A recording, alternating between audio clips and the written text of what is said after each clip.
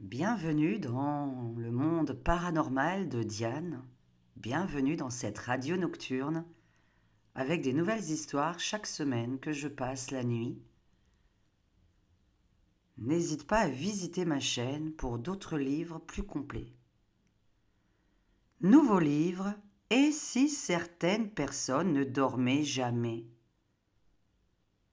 Cette nuit, je vais te parler du sommeil, ou plutôt de ceux qui croient dormir.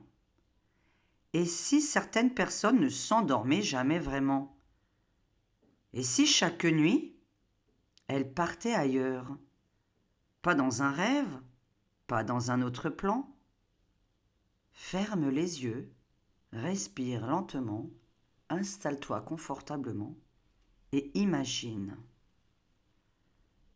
Chapitre 1. Le dormeur immobile. Mathis dormait profondément, du moins, c'est ce que tout le monde pensait. Son corps était parfaitement immobile.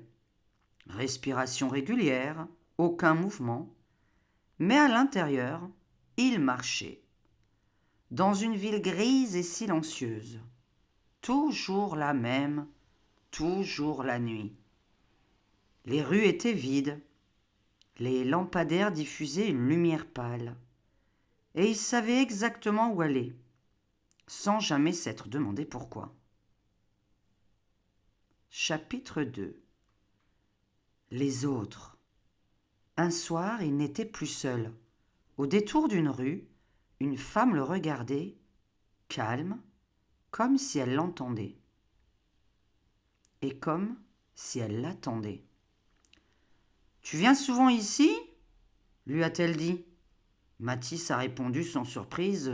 « Oh là, je crois que je dors. Je suis dans un monde parallèle, là, je ne reconnais pas. Qu'est-ce que c'est que cette nana ?» Elle a souri et lui a répondu. « Non, Mathis, tu passes. » Chapitre 3. Les passeurs. Certains humains, selon d'anciennes théories ésotériques, ne dorment pas totalement. Leur corps se repose, comme le mien, mais leur conscience continue. Et comme je l'ai expliqué maintes fois dans ma première chaîne, je pense que je suis passeuse d'âme puisque je rêve des gens qui décèdent et que je leur annonce qu'ils sont morts et que je leur fais passer le chemin. Je suis annonciatrice à chaque fois des gens qui décèdent. Ce n'est pas drôle comme activité professionnelle la nuit, hein. Du moins quand je dors, puisque je ne dors pas la nuit, comme toi qui m'écoutes. Alors leur conscience, elle apprend, elle observe. La conscience observe d'autres réalités. Peut-être que le sommeil n'est pas une coupure, mais un déplacement de ton corps, du moins de ton âme, un changement de fréquence. Chapitre 4. Les doubles. Dans la ville grise, Mathis a commencé à comprendre. Chaque personne qu'il croisait avait un corps quelque part, endormi. En fait, les personnes qu'il croisait dans son sommeil étaient elles-mêmes en plein sommeil. Et oui, lorsque tu dors, tu croises d'autres personnes qui dorment. Mais ici, dans son sommeil, ils étaient fictifs. Ils étaient lucides. Certains construisaient, d'autres échangeaient des informations. Un monde parallèle, synchronisé à la nuit terrestre, pour ceux qui dorment la nuit uniquement. Un monde où certaines âmes travaillent pendant que leur corps dort. Et d'autres personnes qui ne dorment pas ne croisent personne. Lorsque tu es insomniaque et que tu te couches très tard, rare que tu croises d'autres personnes dans tes rêves. Sauf si elles dorment vraiment, ou encore que leur âme est en train de penser à toi.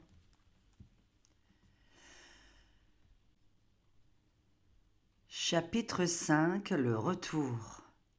Au matin, Mathis se réveillait très fatigué, comme s'il avait vécu quelque chose, mais impossible de se souvenir clairement. Seulement une sensation, un écho, un détail étrange. Il connaissait des choses qu'il n'avait jamais apprises. Des idées, des intuitions, comme si la nuit lui avait enseigné quelque chose. Et si certaines personnes ne dormaient jamais vraiment? Et si leurs rêves étaient des missions? Et si la fatigue inexplicable venait d'une activité invisible que tu fais pendant la nuit? Ou le matin, puisque tu m'écoutes en pleine nuit? Peut-être que le sommeil n'est pas un repos total.